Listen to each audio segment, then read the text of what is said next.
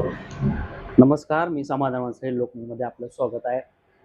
सोलापूर विधान परिषदेच्या निवडणुकीची चर्चा वेगळ्या पद्धतीची सध्या चालू आहे. घडामोडी वेगळ्या होतात की आणि त्या घडामोडीनुसार माणसांमध्ये वेगळे-वेगळे अँगलने लोकं राजकारण बघायला लागलेले आहेत. कारण की पहिल्या राजकारणामध्ये आणि आताच्या राजकारणामध्ये कुठेतरी या दोन्हीमध्ये तफावत आहे असं म्हटलं जातंय. कारण की पहिल्या नेते मंडळीमध्ये आताच्या नेते मंडळीमध्ये फरक आहे.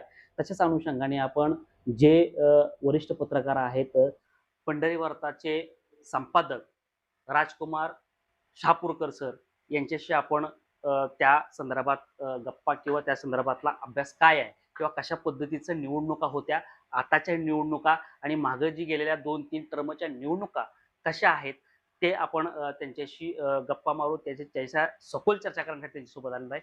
सर नमस्कार. नमस्कार. सर जिल्हा परिषद पंचायत समितीच्या निवडणुका जे लोकांची आशा होती ती सगळ्या संपलेल्या निवडणुका संपल्या ते सगळं जाहीर झालेलं आहे. परंतु आता सध्याला बघितलं सोलापूरची जी निवडणूक सध्या चालू आहे विधान परिषदेची, त्याच्यावर सर्वांचं लक्ष लागलं. तर आता ते काय आहे?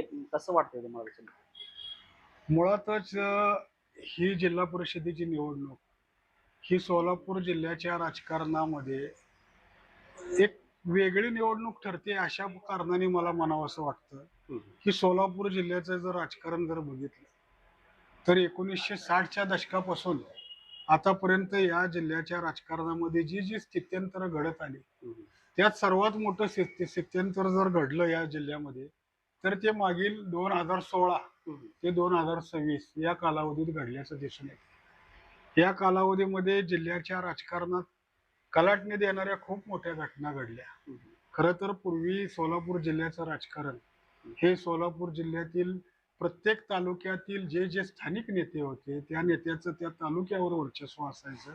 त्या नेत्याची निष्ठा जिल्ह्याचं नेतृत्व म्हणून कुठल्या तरी एका गटाच्या नेत्यावर असायची बरोबर. आणि त्यातून एक जिल्ह्यात दोन प्रवाह दिसून येत होते. मग पूर्वीच्या 60च्या 70च्या दशकामध्ये श शंकरराव मोहिते पाटील यांच्या नेतृत्वाखाली सोलापूर जिल्ह्यामध्ये एक गट कार्यरत होता. तर स्वर्गीय नामदेवराव जगताप यांच्या नेतृत्वाखाली सोलापूर जिल्ह्यामध्ये एक गट कार्यरत होता. हं, आणि या माध्यमातून जे राजकारण स्थानिक नेत्यांची बांधिलकी या जिल्ह्याच्या नेत्यांशी आणि जिल्ह्याच्या नेत्यांनी जे निर्णय घेतले जायचे नेत्यांकडून ते निर्णय असे असायचे की तालुका पातळीवरला जो आपला नेता निष्ठावंत आहे हं, त्या निष्ठावंताला तर संधी द्यायचीच, परंतु त्याच्याबरोबर त्या तालुक्यामध्ये आपल्या प्रती ही निष्ठा ठेवून हं, चांगल्या पद्धतीनं काम करणारा जर एखादा कार्यकर्ता असेल तर त्याला संधी द्यायची. त्याला जिल्हा परिषद सदस्य, जिल्हा दूध संघ असो, डीसीसी बँक असो किंवा जिल्हा मजूर फेडरेशन असो, या अशा जिल्हा पातळीवरल्या निरनिराळ्या संस्थात्मक राजकारणामध्ये त्या व्यक्तीला मोठं करायचं आणि तिथून जिल्ह्याचं नेतृत्व म्हणून आपली पकड मजबूत ठेवायची, ही सोलापूर जिल्ह्याच्या राजकारणाची हं, दिशा होती. त्यानंतर 1990च्या दशकामध्ये, 80च्या दशकामध्ये, 90च्या दशकामध्ये या सोलापूर जिल्ह्याच्या राजकारणामध्ये दोन प्रवाह राहिले. परंतु नामदेवराव जगताप यांचं निधन झालं, शंकरराव मोहिते पाटील यांचं निधन झालं आणि 80च्या 90च्या दशकामध्ये या जिल्ह्यामध्ये जर आपण पाहिलं तर मोहिते पाटील यांचं वर्चस्व हे सोलापूर जिल्हा परिषद, डीसीसी बँक आणि जिल्ह्याचा ग्रामीण भाग याच्याशी जे निगडीत गट होते जिल्ह्यामध्ये, हं, त्यापैकी एका गटावर मोहिते पाटलांचं वर्चस्व हं, आणि सोलापूर शहर आणि करमाळा, त्यानंतर अक्कलकोट, मोहोळचा काही परिसर, हा जो परिसर होता यावर काँग्रेसचंही वर्चस्व होतं. हं, सुशील कुमार शिंदे हे सोलापूर शहराचं राजकारण चांगल्या पद्धतीनं पाहत आले होते. हे मोहिते पाटील आणि शिंदे हे एकाच पक्षात होते, हं, परंतु जिल्ह्याच्या राजकारणात दोन प्रवाह नक्की होते आणि याबाबत जे निर्णय घेतले जात होते ते आपापल्या प्रवाहातील कार्यकर्त्याला, नेत्याला जिल्हा पातळीवर संधी कशी मिळेल हे डोळ्यात समोर ठेवूनच निर्णय घेतले जातात. परंतु मागील 10 वर्षाच्या कालावधीमध्ये अनेक घटनाक्रम घडले. मोदी युगाचा उदय झाला. भाजपचं राज्यामध्ये पहिल्यांदाच भाजप सत्तेवर आलं. हं, त्यामुळे जे काही स्थित्यंतर राज्याच्या, देशाच्या राजकारणात दिसून आले, त्याचा पाझर सोलापूर जिल्ह्यातही आला आणि त्यामुळे सोलापूर जिल्ह्याच्या राजकारणाची जी एक दिशा बदलली, त्या दिशेमुळे ही विधान परिषदेची निवडणूक देखील चुरशीची ठरते. कारण जे सोलापूर जिल्ह्याच्या राजकारणामध्ये जे पूर्वीचा प्रवाह होता, त्यातला एक प्रवाह हा या विधान परिषद निवडणुकीच्या निमित्ताने ऍक्टिव्ह झाला. की आता तुम्ही मोहिते पाटील यांचं बोलता बोलता बोलला आणि तुम्ही परत करमाळ्याचा पण विषय घेतला. तर मोहिते पाटील यांचा जसा आलेख वर होता, परत नंतर खाली खाली आलेख त्यांचा गेलेला दिसला. ते काय होता विषय तो? काय मुळात मोहिते पाटलांचं राजकारण सोलापूर जिल्ह्यातलं जर आपण पाहिलं तर स्वर्गीय शंकरराव मोहिते पाटील यांचं सहकार क्षेत्रावर एक चांगलं वर्चस्व होतं. मग पंढरपुरात स्वर्गीय कर्मयोगी सुधाकर पंत परिचारक यांची साथ त्यांना लाभली. त्याचबरोबर जिल्ह्यातील इतरही अनेक नेते मग मोहोळ तालुक्याच्या राजकारणामध्ये जर आपण पाहिलं तर राजन पाटलांची साथ त्यांना लाभली. त्याचबरोबर माढ्याचे माजी आमदार बबनदादा शिंदे यांचंही राजकारण आपण जर पाहिलं तर ते मोहिते पाटलांशी तितकेच संलग्न होते आणि तितक्याच सलोख्याचे संबंध होते. त्यामुळे मोहिते पाटील गटातील हे नेते म्हणून यांची एक ओळख असल्याचं दिसून येतं. आणि त्यामुळे या तालुक्यात जिल्हा परिषद असो, DCC बँक असो किंवा लेबर फेडरेशन असो किंवा जिल्हा पातळीवर जे काही निर्णय व्हायचे ते हे नेते मंडळी इथं बसून घेत होते. मग त्यातून कुठल्या समितीचं सभापतीपद कोणाला द्यायचं, जिल्हा परिषदेचं अध्यक्षपद कोणाला किती कालावधीसाठी संधी द्यायची, विधान परिषदेच्या वेळेला काय भूमिका घ्यायची, जिल्हा परिषदेची उमेदवारी निश्चित करताना किंवा सभापती निवड करताना हस्तक्षेप होत होता. परंतु इथल्या स्थानिक नेत्यांना डावलून हस्तक्षेप हा विधान परिषदेच्याच वेळेला कदाचित झालेला आहे. परंतु स्थानिक पातळीवरल्या राजकारणामध्ये इथल्या स्थानिक नेत्यांचं वर्चस्व हे कायम होतं. निर्णय प्रक्रिया त्यांच्या हातात होती, असं मात्र मला या निमित्ताने आवर्जून सांगावं. नाही, बरोबर आहे. मला माझा मुद्दा काय होता, ज्यावेळेस मोहिते पाटील सोलापूर जिल्ह्यामध्ये त्यांचं वर्चस्व गाजत होतं, तशाच पद्धतीनं करमाळ्यामध्ये देखील त्यांनी पॅनल टाकायचा प्रयत्न केला. नंतर अजित पवार यांचं वाक्य होतं, "मैं हूं ना." की नेमकं काय प्रकार, कसं म्हणजे मोहिते नाही, खरं पाटलांचा? तर आदिनाथ साखर कारखान्याची निवडणूक ही मोहिते पाटलाच्या सोलापूर जिल्ह्यातील वर्चस्वाला श देण्यास सुरुवात करणारी पहिली निवडणूक ठरली. बरं, बरं. ज्यावेळेला आदिनाथ सहकारी साखर कारखान्याची निवडणूक लागली आणि त्या ठिकाणी एक मोहिते पाटलांनी त्या कारखान्यावर खरं तर आदिनाथ कारखाना स्थापन करण्यामध्ये स्वर्गीय शंकरराव मोहिते पाटील यांची भूमिका निश्चितपणे मोठी होती. परंतु मोहिते पाटलांचं वर्चस्व आमच्या तालुक्यात मोहिते पाटलांचं वर्चस्व त्यांच्या तालुक्यातील सहकारी संस्थांवर आहे माळशिरस तालुक्यात. परंतु आमच्या तालुक्यातील सहकारावर मोहिते पाटलांचं वर्चस्व आम्ही खपवून घेणार नाही, अशी एक मानसिकता पुढे आली आणि त्यातून मोहिते पाटलाला त्या निवडणुकीमध्ये विरोध झाला. आता हा विरोध होण्यामागचे कारण तसेच होते म्हणलं तरी वावगं ठरणार नाही. कारण तुम्ही पाहिलंय की जिल्हा परिषदेच्या अध्यक्षस्थान हे मोहिते पाटील कुटुंबातल्या जवळपास सर्वांनी भूषवलेलं आहे. म्हणजे सोलापूर जिल्हा परिषदेच्या अध्यक्षपदाच्या पदाची संधी ही उदय बापू जर सोडले किंवा बाळदादा जर सोडले तर प्रत्येकाला मिळाली असं मला वाटतं. मग आपण जर याचं जर नीट निरीक्षण केलं तर एक जिल्ह्यामध्ये एक नकारात्मक भावनाही हळूहळू जी तयार होत पुढे यायला लागली होती की मोहिते पाटीलच का. याला कारण स्थानिक राजकारणही होतं. कारण मोहिते पाटलांनी सोलापूर जिल्ह्याचं राजकारण करत असताना तिथल्या स्थानिक नेतृत्वाला निश्चितपणे सन्मान दिला. परंतु तो सन्मान देत असताना त्या तालुक्यात जो आपला कट्टर समर्थक म्हणून पुढे येतोय त्यालाही बळ द्यायचं काम केलं. आणि ते बळ दिलं जात असताना तिथले जे स्थानिक नेते होते त्यांना या बाबी कुठंतरी खटकत होत्या, फक्त ते व्यक्त करू शकत नव्हते आणि त्याला व्यक्त करण्याची कुठंतरी संधीच्या शोधात होते. आणि आदिनाथ सहकारी साखर कारखान्याच्या निवडणुकीच्या निमित्ताने ह्या नकारात्मक जी भावना तयार होत आलेली होती वर्चस्ववादाविरोधात, त्याचा स्फोट झाला आणि तिथून खऱ्या अर्थाने विरोध होण्यास सुरुवात झाली असं म्हटलं तरी वावगं ठरणार. मग आता तिथून नंतर मोहिते पाटलांना त्याचा स्फोट झाला. जिथं नको तिथं त्यांनी ते काम केलं. म्हणजे जिथं त्यांनी काय गोष्टी करायला नाही पाहिजे होतं, त्या ठिकाणी त्यांनी ताकद दाखवायचा प्रयत्न केला. करायला नाही पाहिजे होते असं नाही.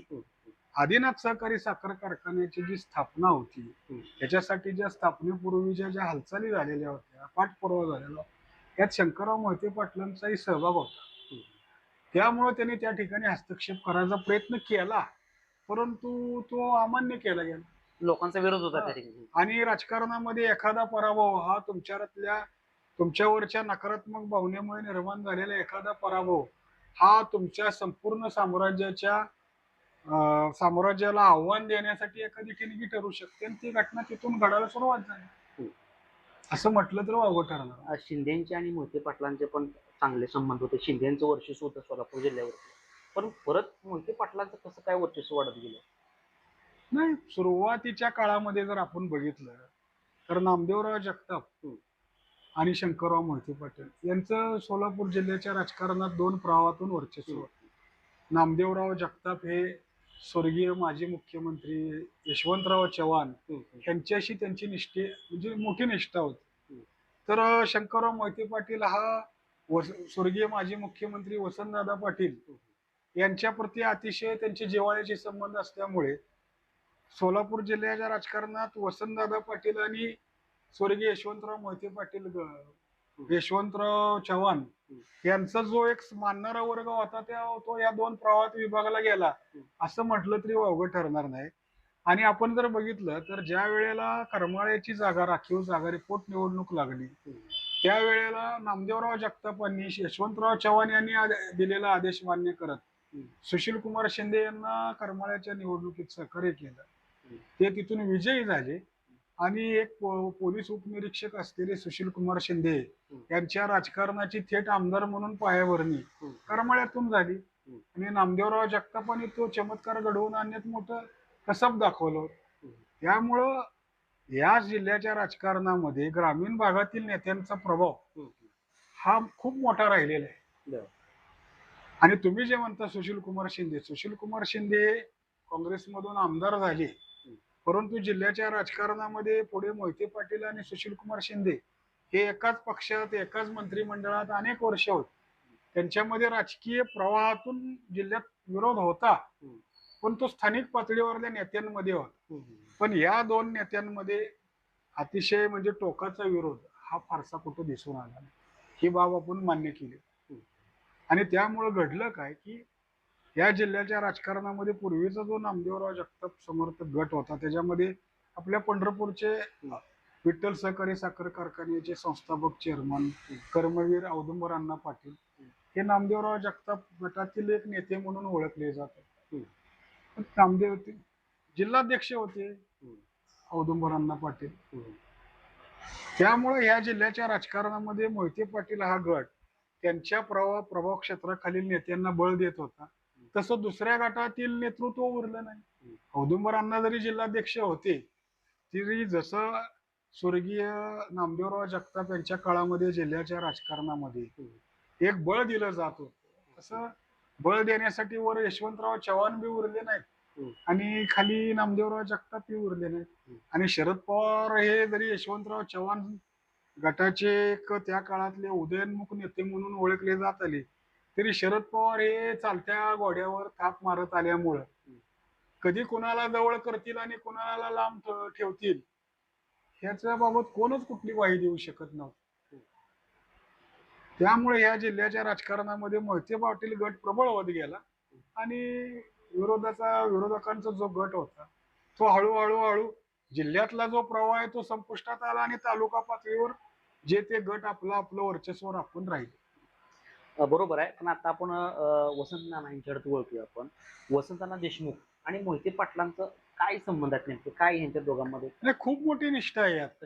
खरं तर आज धैर्यशील मोहिते पाटील हे वसंत नानाच्या प्रचाराला बाहेर पडलेले आहेत. जिल्ह्यामध्ये शरदचंद्र पवार पक्षाच्या आमदारांकडून त्यांना विरोध बी होतोय, परंतु वसंत नाना आणि मोहिते पाटील यांचं जर तुम्ही एक जुने राजकीय स्नेहबंध बघितले किंवा वसंत नानांची निष्ठा तपासली तर वसंत नाना हे पंढरपूर तालुक्याच्या राजकारणात स्वर्गीय कर्मयोगी सुधाकर पंत परिचारक यांचे निष्ठावंत म्हणून वसंत नाना हे ओळखले जात आले. परंतु वसंत नानांची खरी निष्ठा किंवा जास्त निष्ठा ही मोहिते पाटलांप्रती होती, ही कधीच लपून राहील नाही. ज्या वेळेला विजय प्रताप युवा मंचचं जिल्हाध्यक्ष पद हे वसंत नानांकडे होतं, म्हणजे ज्या काळामध्ये सोलापूर जिल्ह्याच्या राजकारणामध्ये मोहिते पाटलांचा प्रभाव कमी करण्यासाठी मोहिते पाटलांकडून युवक काँग्रेसमधली काही पदं त्यांना नाकारण्यात आली. मग त्यावेळेला सोलापूर जिल्ह्याच्या राजकारणावर आपलं वर्चस्व अबाधित ठेवण्यासाठी युवकांची एक फळी असली पाहिजे, त्यासाठी विजय प्रताप युवा मंचची स्थापना करण्यात. आणि तुम्हाला आश्चर्य वाटेल की ज्या काँग्रेसचं सोलापूर जिल्ह्यावर वर्चस्व होतं, त्या काँग्रेसच्या शाखा ज्या गावात कधी निघाल्या नाहीत त्या गावामध्ये विजय प्रताप युवा मंचचे बोर्ड जळतात. म्हणजे या जिल्ह्यात मोहिते पाटलांची ताकद किंवा मोहिते पाटलांचं बळ हे ग्रामीण भागातल्या खेडोपाड्यापर्यंत सुद्धा कसं विस्तारलं गेलं होतं हे तुम्हाला त्या काळात दिसून येईल. आणि त्या काळात वसंत नाना जिल्हाध्यक्ष होते. म्हणजे 1990च्या दशकातला अगदी सुरुवातीचा काळ आहे हा. संस्थापक अध्यक्ष म्हणून त्यांच्याकडं, संस्थापक नाही पण सुरुवातीच्या काळातले संस्थे स्थापना झाल्यानंतरचे अध्यक्ष म्हणून वसंत नाना होते. मोहिते पाटलांनी इतकं महत्वाचं पद, जी समांतर संघटना म्हणून उभा करण्यात आली होती काँग्रेसच्या युवक काँग्रेसच्या फळीला, त्याचं अध्यक्षपद वसंत नानांवर सोपवलं. यावरूनच वसंत नानांवर त्यांचा किती विश्वास आहे लक्षात येतं. यामुळं मागील 40 वर्षाच्या या संबंधाचा उहापोह जर केला तर निष्ठा कुणाची कुणाप्रती किती आहे हे दिसून येईलच. त्यामुळे वसंत नानासाठी आज धैर्यशील मोहिते पाटील बाहेर पडलेत. राजकारणाच्या दृष्टिकोनातून ही शरदचंद्र पवार पक्षाचे वसंत नाना उमेदवार आहेत, किंवा पवार पक्षाचा उमेदवार या ठिकाणी महाविकास आघाडीचा नव्हता, उमेदवाऱ्या काढून घेतल्या गेल्या, बिनविरोध तर होऊन द्यायचंच नव्हतं. दुसरीकडे जयकुमार गोरे किंवा माजी आमदार माळशिरसचे राम सातपुते यांच्यात आणि मोहिते पाटलात असलेलं विळ्या भोपळ्याचं जे सख्य आहे, त्या मुळातून त्या द्वेषातून धैर्यशील मोहिते पाटलांनी विधान परिषद लढवायचीच असा निर्णय घेतला आणि वसंत नानांना पाठबळ दिलं. केवळ हेच कारण आहे असं मला वाटत नाही. वसंत नानांना पक्षाने उमेदवारी दिली, लढवणारा कोण नव्हता, बिनविरोध करून द्यायची नव्हती, हाही हेतू होता. आणि आज जे धैर्यशील मोहिते पाटील पळत आहे हे केवळ शरदचंद्र पवार पक्षाच्या विजयासाठी किंवा महाविकास आघाडीच्या विजयासाठी त्यांनी मोर्चेबांधणी केली असंही मी म्हणणार नाही. त्यांनी याबरोबरच आपल्या 40 वर्षाच्या जुन्या निष्ठावंताला ही कुठल्या तरी पद्धतीनं न्याय देण्याची संधी आलेली, आणि अशा वेळी आपण पाठ फिरवली तर 40 वर्षाच्या निष्ठेला आपण हरताळ फासल्यासारखं होईल. म्हणून धैर्यशील मोहिते पाटील किंवा जिल्ह्यातले मोहिते पाटील समर्थक पळतायत असं मला वाटतं. 40 वर्षाचा निष्ठा परत एकदा येतोय आपण, पण एक मला आता मुद्दा लक्षात आला माझ्या, की तुम्ही जो आता म्हटला की गोरे आणि मोहिते यांच्यामध्ये नेमकं काय आहे, कधीपासून धुसफूस आहे, म्हणजे हे आताची धुसफूस नसावी, म्हणजे एखाद्या व्यक्तीबद्दल जर राग किंवा एखाद्याबद्दल जर काय असेल तर ती धुसफूस असते, ते आपल्याला दिसते. तर हे धुसफूस हे बऱ्याच वर्षाची असते. तशाच पद्धतीनं गोऱ्यामध्ये आणि मोहितेमध्ये काय संबंध आहे, नेमकं काय विषय आहे नेमका यांचा? नाही, यात कसं आहे, खरं तर ही भाजपनं स्वतःहून ओढवून घेतलेलं अरिष्ट असं म्हणलं तरी वावगं ठरणार नाही. खरं तर 2019च्या लोकसभा निवडणुकीवेळी मोहिते पाटलांनी लोकसभेच्या वेळेला अकलूजमध्ये नरेंद्र मोदी यांच्या उपस्थितीत भाजपात प्रवेश केला. त्या व्यासपीठावरून शब्द दिले गेले भाजपला विजयाची. माळशिरस तालुक्यातून लाखाच्या मताधिक्याचा शब्द दिला गेला. मोहिते पाटलांनी तो पूर्ण केला. नीट लक्षात घ्या, तुमच्या पक्षामध्ये मोहिते पाटील लोकसभा निवडणुकीच्या आधी 1 महिना येतात. तुमच्या पक्षाचं वर्चस्व या माढा लोकसभा मतदारसंघावर किती होतं? तुम्ही जर माढा तालुक्याचा विचार केला तर 2019ला बबनदादा शिंदे हे राष्ट्रवादी काँग्रेसचे उमेदवार होते. विधानसभेला विजयी झाले, मोठ्या मताधिक्याने विजयी झाले. म्हणजे त्या माढा तालुक्यावर शरद पवार यांच्या विचाराचा पगडा होता, किंवा राष्ट्रवादी काँग्रेसच्या विचाराचा पगडा होता. माळशिरस तालुक्याचं जर आपण पाहिलं तर माळशिरस तालुक्यात मोहिते पाटील समर्थक आणि विरोधक हा प्रवाह पूर्वीपासून आलेला आहे. पण मोहिते पाटलाची पकड त्या राजकारणावरती तालुक्याच्या, तुम्ही त्या ठिकाणची विधानसभेची निवडणूक पाहिली असेल त्यापूर्वीची, किंवा स्थानिक निवडणुका पाहिल्या असतील, यात दिसून आलेली होती. माढा लोकसभा मतदारसंघातलं तिसरं जर विधानसभा मतदारसंघ घेतला तर फलटण, त्या ठिकाणी रामराजे निंबाळकर आणि आता जे माजी खासदार होते रणजित सिंह निंबाळकर, यांचे 2 प्रवाह आहेत त्यांच्यातले. या माढा लोकसभा मतदारसंघावर केवळ मोदी लाटच कारणीभूत ठरली नाही भाजपच्या विजयाला. हम्म. त्याचबरोबर मोहिते पाटलांची मिळालेली साथ देखील विजयाला कारणीभूत ठरली. ही गोष्ट कुठेतरी भाजपनं मान्य करून उमेदवारीची पहिली यादी जाहीर करताना तर निदान दम धरायला पाहिजे होता. अर्थात शेवटी भाजपला पहिल्या यादीतच सिंह निंबाळकर यांचं का नाव घ्यावं वाटलं, हा भाग वेगळा आहे. वेगळ्या विषयाचा त्याचं विषयांतर खूप मोठ्या प्रमाणात होऊ शकतं.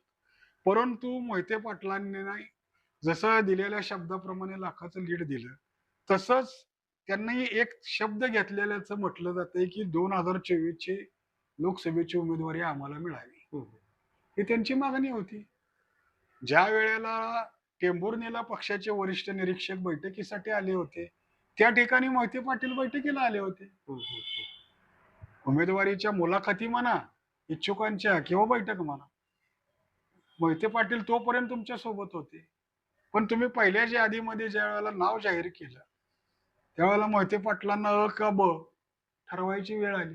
नाहीतर आज जिल्ह्याचं चित्र काय दिसलं असतं. म्हणजे एका रणजित सिंह निंबाळकर यांच्या उमेदवारीसाठी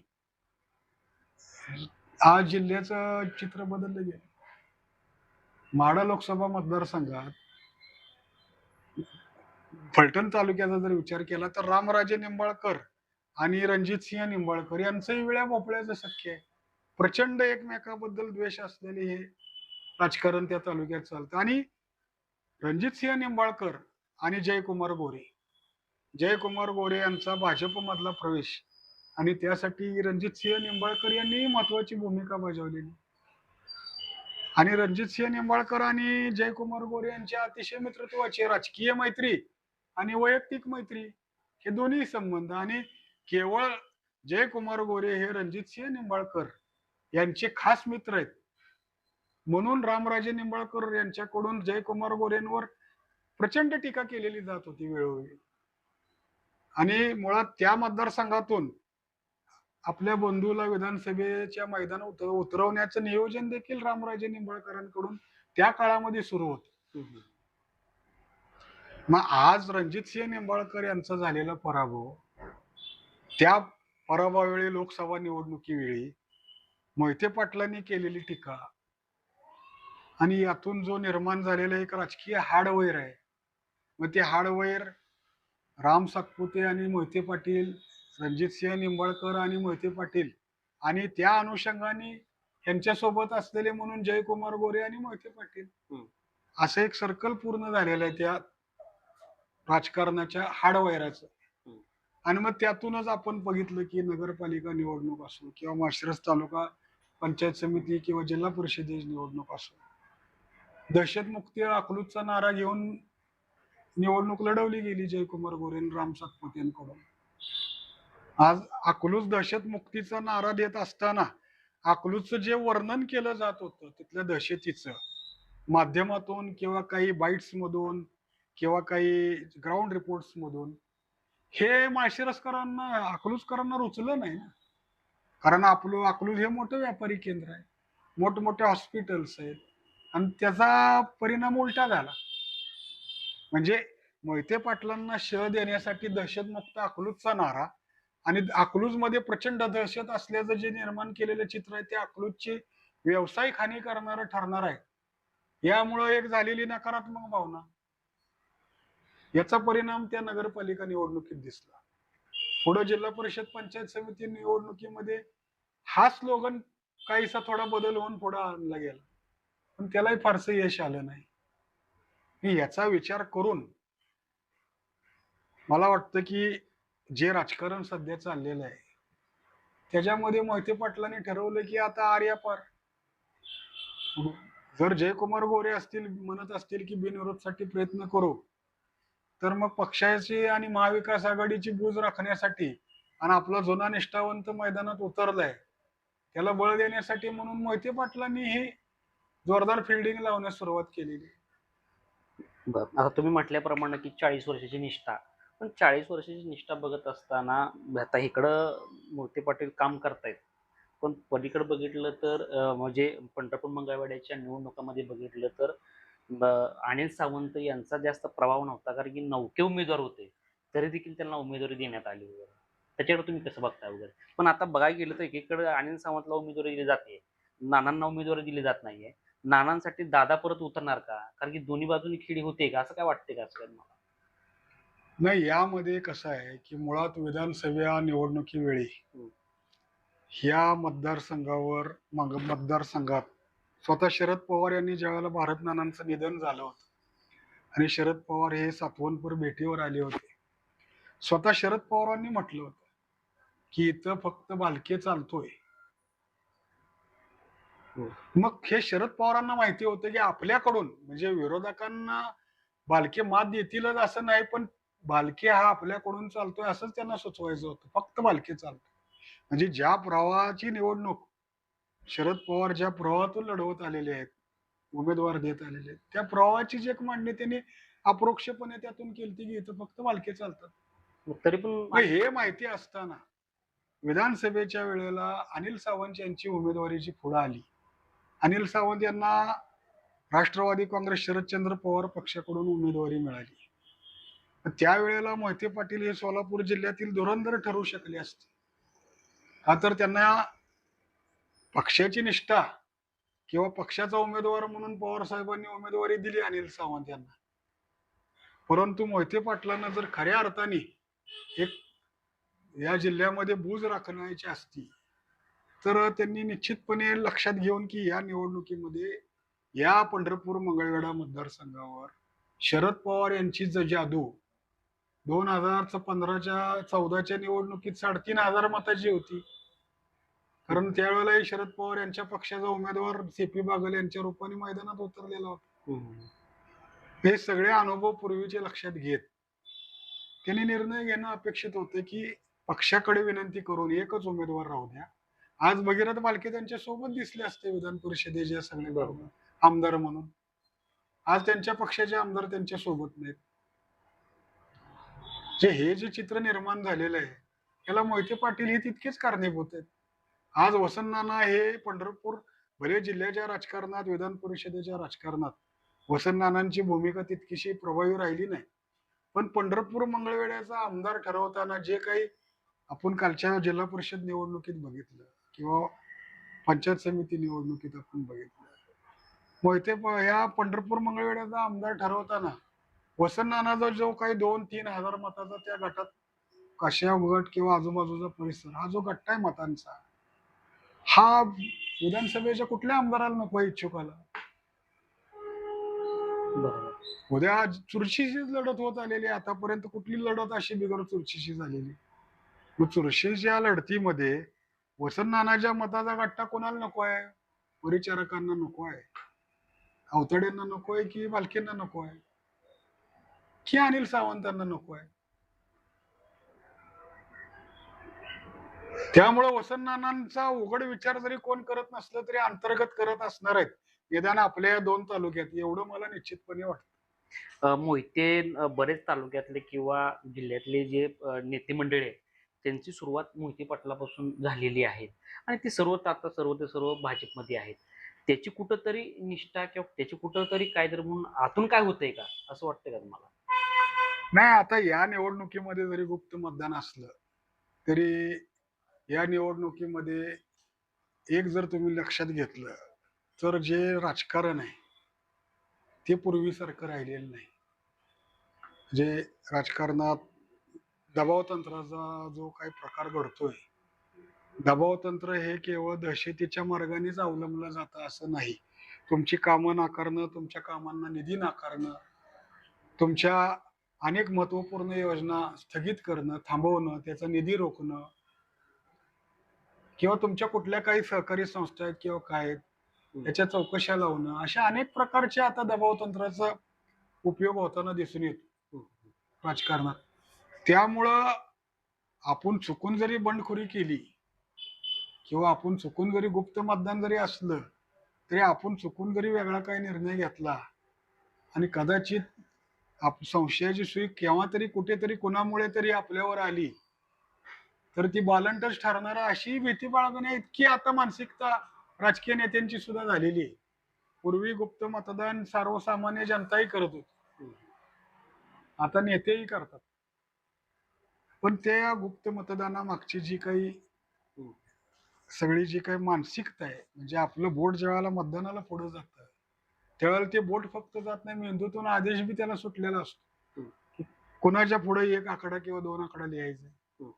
आणि त्या आदेश सुटताना जे सगळी रसायन मिश्रिती होणार आहे, निष्ठा, निधी, अडवणूक, अवलंब निरनिळ्या मार्गाचा, चुकून किंवा ब्लेम केला गेला, कोणी संशय व्यक्त केला गेला, कुठंतरी कुठल्या तरी माध्यमातून ह्या गोष्टीची चर्चा झाली, अशी एक भीती. एक कसं आहे की अंधारात एखादा चोरटा चोरी करायला जरी गेला तरी तो इकडं तिकडं पाहतो, तो तर चोरटा आहे, चुकीचं काम करतोय.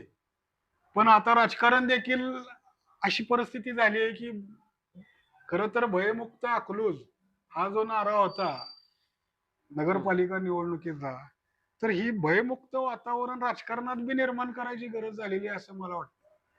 आता एकत्रित बघितलं तर आता सध्याला जे रोहित पवारांचं आंदोलन झालं त्या आंदोलनात राजू खरे तर होते, पण राजू खऱ्यांना त्या मोहोळ मतदारसंघामध्ये असं म्हटलं जायचं की फक्त तिकिटापुरते शरद पवारकडे गेले आणि राष्ट्रवादीच्या तिकिटावर आले, पण असताना शिवसेनेचा आणि बीजेपीचा हा माणूस आहे आणि आम्ही कुठंतरी ह्याला मतदान करून चुकलो असे लोक म्हणत होते. पण तेच राजू खरे कुठं त्यांच्या उपयोगी आले, तर राजू खऱ्यांची ठाम भूमिका आहे बाबा की मी राष्ट्रवादीचा आहे, राष्ट्रवादी पण जाणार आहे. पण तर दुसरीकडे बघितलं तर अभिजित पाटलांची कुठं तर अजून तळ्यात मळ्यात भूमिका वाटते. आणि त्या कार्यक्रमामध्ये म्हणजे जे उपोषण होतं त्या उपोषणामध्ये अभिजित पाटील बोलता बोलता असं बोलले की आपलं कसं आहे, जमलं तर गेलं उडत. नेमकं मग हे कोणाला बोलले, काय बोलले, ह्यातून लोकांचं समोर वातावरण आहे. तर कसं बघता अभिजित पाटलांचं कसं वाटतं हो राजकारण तुम्हाला, काय त्याला नाही, कसं मुळात बघताय? तुम्ही राजू खरेंबद्दल जर म्हटला तर राजू खरे हे पहिल्यापासून सांगत आलेले आहेत की मी हाडाचा शिवसैनिक आहे, मी निष्ठावंत शिवसैनिक आहे, मी बाळासाहेब ठाकरेंचा शिवसैनिक आहे.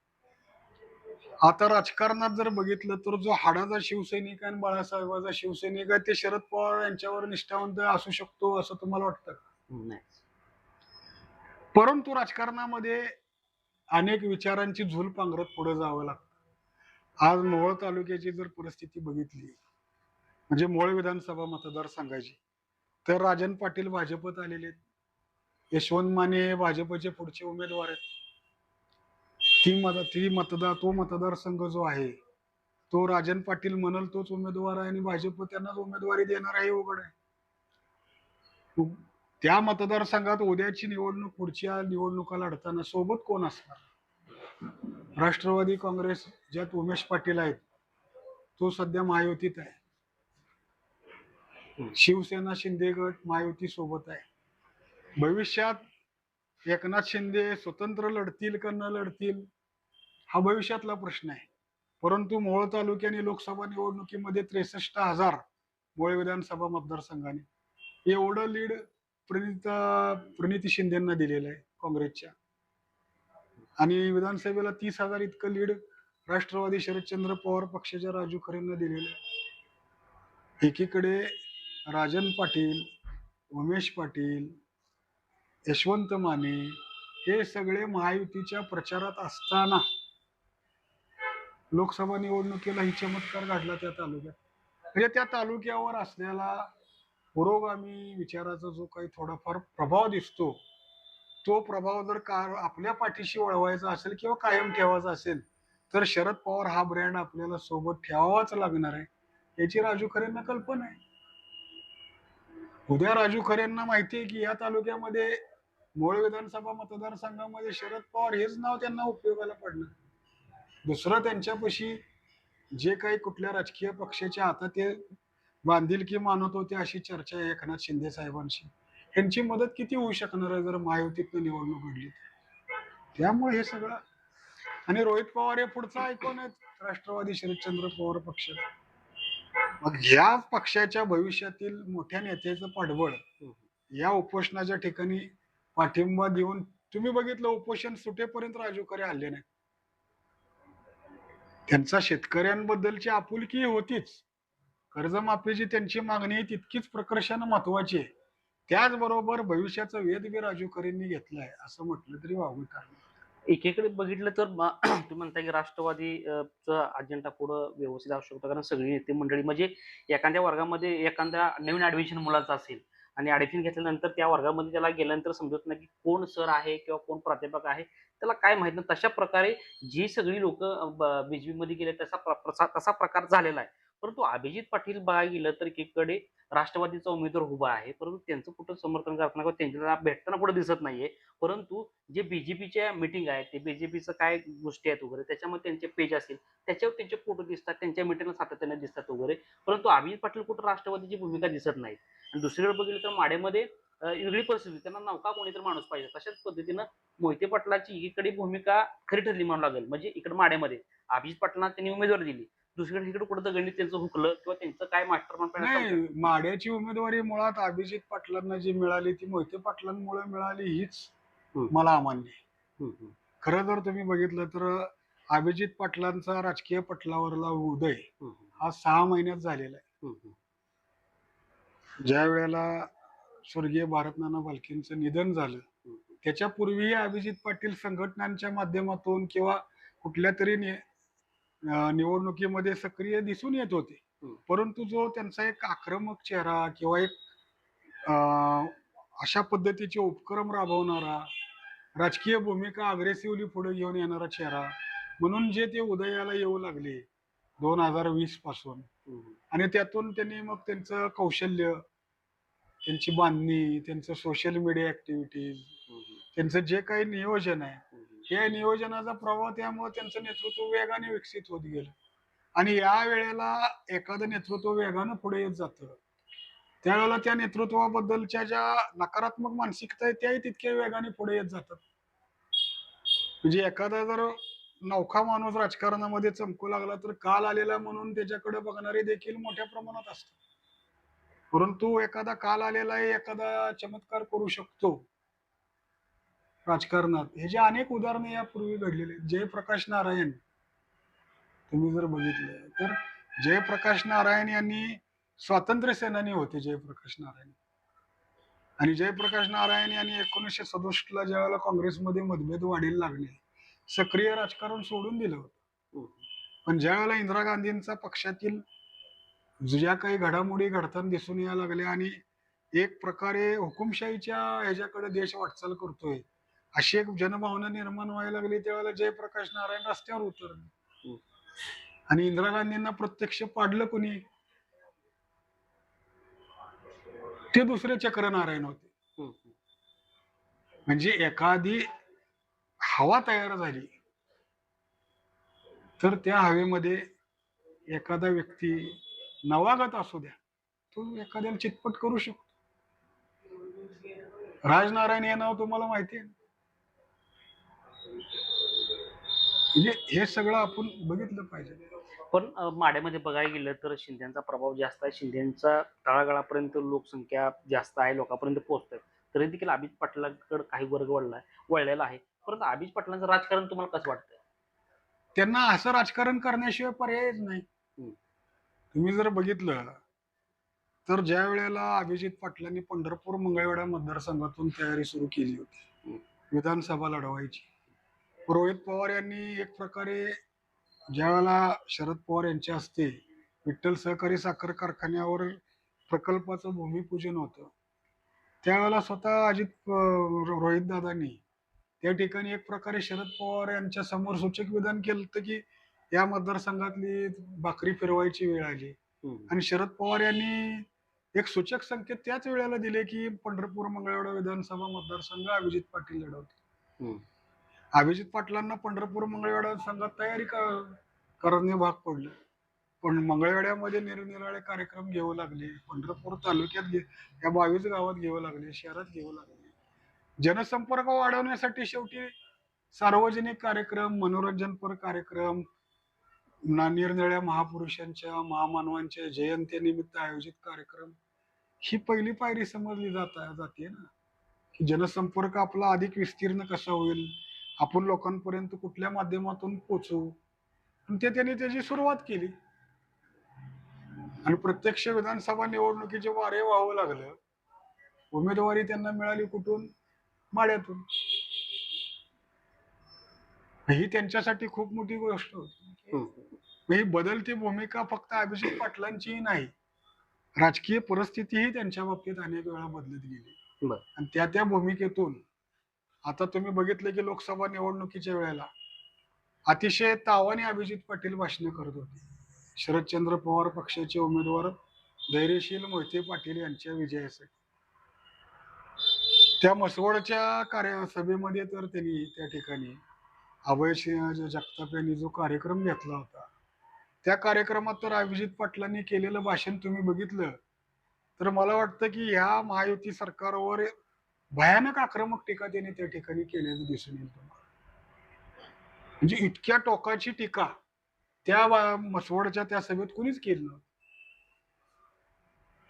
म्हणजे इतका आक्रमकपणे टीका करणारे अभिजित पाटील 24 एप्रिलला विठ्ठल कारखान्यावर राज्य सहकारी बँकेचं पथक येतं, गोडाऊन सील करतं आणि 1 मेला अभिजित पाटील हे सोलापुरात देवेंद्र फडणवीस यांना भेटायला जातात. 5 मेला देवेंद्र फडणवीस विठ्ठल कारखान्यावर येतात. अभिजित पाटील हे त्यांना पाठिंबा देतात, बैठका घेण्यास सुरुवात करतात भाजपच्या विजयासाठी. ही जी अभिजित पाटलांना भूमिका बदलावी लागली, ही भूमिका अभिजित पाटलांनी बदलली हे जसं एक दृश्यचित्र दिसतं, तसं ही भूमिका बदलण्याची परिस्थिती जी निर्माण होत गेली, त्या परिस्थितीकडे बी आपण पाहिलं पाहिजे. ही परिस्थिती का निर्माण होती आणि आज जी अभिजित पाटलांनी जी काही भूमिका घेतलेली आहे वसंतनानांच्या बाबतीत, त्याच्याबाबत मात्र मला एक वेगळं बोलायचं आहे. खरं तर मी पाहत होतो, मी ज्या वेळेला माढा विधानसभा निवडणुकीच्या दृष्टीने यंदा काही झालं तरी शिंदेना पराभूत करायचा असा चंग त्या तालुक्यातल्या शिंदे विरोधकांनी बांधलेला होता. आणि त्यामध्ये अनेक नेते एकत्र आल्याचं दिसून येत होतं. संजय बाबा कोकाटे होते, संजय पाटील घाटणेकर होते, दादासाहेब साठे होते, त्यानंतर अनेक बरेचसे काही मोठे नितीन कापसे होते. असे बरेचसे नेते एकत्र आले होते आणि त्यांनी ठरवलं होतं की आपल्यापैकी टेंभुर्णीला बैठकी झाली. विजयदादा त्या बैठकीला उपस्थित होते, बळीराम काका साठे उपस्थित होते, पक्षाचे जिल्हाध्यक्ष होते आणि त्या बैठकीमध्ये असा निर्णय झाला की आमच्यापैकी कोणालाही उमेदवारी द्या.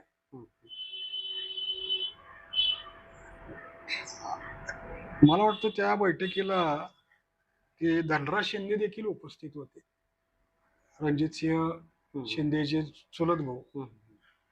म्हणजे इतक्या निर्धाराची बैठक झाली की आमच्यापैकी कोणालाही शरद पवारांनी उमेदवारी दिली तर आम्ही त्यांचा पराभव करू. आम्ही एकजुटीने महादेवाच्या मंदिरात सुद्धा एकत्र आलते नाहीत शपथ घेण्यासाठी शिंदेचा पराभव करायला. त्यावेळेला अभिजित पाटलांचं नाव कुठंच माढ्यात चर्चेत नव्हतं. कसं का ट्रान्सफर झालं? कुठंच चर्चेत नव्हतं. ऐन वेळा पवार साहेबांनी अभिजित पाटलांना उमेदवारी जाहीर केली, स्वीकारली ना त्या लोकांनी. कारण ज्या तालुक्यामधून ट्रम्पेट या चिन्हाला जे तुतारी सारखं दिसतंय म्हणून त्याला 10,000 मतं पडली लोकसभेला आणि तुतारीला 52,000 मतं पडली. 52,000चं इतकं मोठं लीड तिथं मिळतंय. ट्रम्पेट जे तुतारी सारखं दिसतंय म्हणून त्याला 10,000 मतं पडली. त्या तालुक्यातली शरद पवारांची ताकद किती आहे किंवा प्रभाव किती आहे हे तर त्यातून सिद्ध झालेलंच होतं. ऐन वेळेला शरद पवारांचा उमेदवार म्हणूनच अभिजित पाटलांना या लोकांनी स्वीकारलं ना. कुणाला मान्य होती उमेदवारी? आज किती जण सोबत राहिले त्यातले अभिजित पाटलांसोबत? संजय कोकाटे आहेत, घाटणेकर आहेत, कोण आहेत? आज जे राष्ट्रवादी काँग्रेसचे जे काही 7, 8, 10 लोक तिथे एकत्र आले होते त्यातले मोजके शिल्लक राहिले, ते बी पक्षाचे आमदार म्हणून आहेत. अभिजित पाटलांची उमेदवारी माड्याने स्वीकारली ना. तसं वसंतनानांची पक्षाची उमेदवारी म्हणून अभिजित पाटील स्वीकारतील अशी एक भावना माढा तालुक्यातले पवार समर्थकच फक्त नाही तर सोलापूर जिल्ह्यातले पवार समर्थक देखील व्यक्त करत आहेत. कारण शेवटी हे जे नेते मोठे आहेत यांना शरद पवार या नावाचा किंवा तुतारी या चिन्हाचा किंवा राष्ट्रवादी शरदचंद्र पवार या पक्षाचा बेनिफिट मिळालेला ना. त्यामुळं वसंतनाना देशमुख यांच्या बाबतची जी भूमिका आहे, भले पंचायत समिती निवडणुकीच्या वेळेला वसंतनाने दगाफटका केला. खरं तर दगाफटका कोणी कोणाशी केला एक स्वतंत्र चर्चेचा विषय होईल. हे उघड सत्य आहे. कारण बऱ्याचशा घडामोडी ह्या जिल्हा परिषद, पंचायत समिती आणि नगरपालिका निवडणुकीत देखील घडलेल्या. आता तसं जर पाहिलं तर वसंतनान्यांनी पंचायत समितीला दगाफटका केला. नगरपालिका निवडणुकीत काय झालं, एकत्र लढायचं, एकत्र यायची चर्चा 4 वेळा बैठक झाली. संपूर्ण तालुक्याची, म्हणजे शहरातलीच नव्हे तर तालुक्यातल्याही विरोधी गटाची भावना होती की हे नेते एकत्र आले पाहिजे. अभिजित पाटलांना नगरपालिकेला वेगळी भूमिका घ्यावीच लागली. प्रचाराला देखील एखादीच सभा घेतली. ही हतबलता अभिजित पाटलांमध्ये नगरपालिका निवडणुकीला का आली होती? ही हतबलता होती. निवडणूक लढवायचीच जर अभिजित पाटलांनी ठरवली असती तर अभिजित पाटलांची यंत्रणा कशी निवडणुकीच्या कामाला लागते तुम्ही बघितलेलं आहे, मी बघितलेलं आहे. त्यामुळं जे अभिजित पाटलांची जी आघाडी यात उतरलेली होती नगरपालिका निवडणुकीत, ती उगीचा खेळ करत होती, हे उघड आहे. आणि ते का करावा लागला हे बी उघड आहे. त्यामुळे अभिजित पाटलांनी घेतलेली भूमिका ही अभिजित पाटलांची नसून अभिजित पाटलांना जी अपरिहार्यता निर्माण केली जाते किंवा ते स्वतःहून त्या अपरिहार्यतेला कारणीभूत ठरतात, त्यामुळे हे सगळा घटनाक्रम घडतोय असं मला म्हणायचं. बरं, आता एकंदरीत हा म्हणजे राजकीय आढावा झालेला आपला, परंतु आता जे आता निवडणूक नेमकं काय होईल हे थोडक्यात सांगा फक्त. आता म्हणजे आता कसं होईल? नाही, याच्यामध्ये मी तुम्हाला मगाच सांगितलं की चमत्काराची आशा ही निवडणुकीचा निकाल सांगण्यासारखं होईल, परंतु चमत्काराची जी आशा बाळगून आहेत त्यांनाही माझ्या शुभेच्छा आहेत. आणि संख्याबळाचा जो काही आव बाळगून आहेत त्यांनाही माझ्या शुभेच्छा आहेत. फक्त एवढंच निश्चितपणे सांगावंसं वाटतं की या निवडणुकीमध्ये रणजित सिंह मोहिते पाटील हे कुठंच दिसत नाही. नेहमीप्रमाणे ते अंडर करंट मध्ये फिल्डिंग लावण्यात व्यस्त आहेत असं जरी म्हणलं गेलं असलं तरी मला वाटत नाही तसं काय असावं. कारण पण एक दुर्दैवाने काय नमूद करावं असं वाटतं की वसंत नाना हे केवळ पक्षाचे उमेदवार नाहीत, मोहिते पाटलांचे उमेदवार म्हणून देखील जिल्ह्यात ओळखण्यात आले. रणजितसिंह मोहिते पाटलांना भाजपने विधान परिषदेची उमेदवारी दिली, आमदारकी दिली. मोहिते पाटलांनीही 2019चा विजय आणि बरचसं काही जे काही आहे ते आता मोहिते पाटलांनी आमदारकी, मंत्रीपद, निरनिराळे मोठमोठी पद भरपूर भूषवले. त्यामुळे मला विधान परिषदेचं आमदार केलं मग त्यांच्या ऋणातनं आयुष्यभर उतरणार नाही असं म्हणण्या इतकी मोहिते पाटील काही छोटे नाहीत. म्हणून मला असं म्हणावं असं वाटतं की आज वसंत नाना जे इतके जुने निष्ठावंत आहेत, मला वाटतं आता या जिल्ह्यामध्ये इतकी जुने निष्ठावंत निष्ठा बाळगून असलेले थोडे राहिलेत. मोहिते पाटलांचा तालुका सोडून इतर तालुक्यामध्ये जे जुने निष्ठावंत आहेत मोहिते पाटलांचे 30-40 वर्षाचे वसंत नानांच्या कालावधीपासूनचे ते थोडे राहिलेत. त्यातला एक महत्वाचा चेहरा होता वसंत नाना देशमुख. आज वसंत नाना देशमुख हे इतके जुने निष्ठावंत आहेत, त्यामुळं रणजित मोहिते पाटलांनी उघड बाहेर पडले असते तर त्याचा आणखी प्रभाव थोडा का जास्त पडला असता. कारण धैर्यशील मोहिते पाटील हे जरी खासदार असले आता तरी पूर्वी जिल्ह्याच्या राजकारणात जर तुम्ही बघितलं तर धैर्यशील मोहिते पाटील हे माळशिरस तालुक्यापुरतच मर्यादित राजकारण सांभाळत होते आणि रणजित सिंह मोहिते पाटील मात्र संपूर्ण सोलापूर जिल्ह्यातलं राजकारण ज्येष्ठ नेते विजयदादांच्या बरोबर खांद्याला खांदा लावून हँडल करत होते, हे उघड आहे.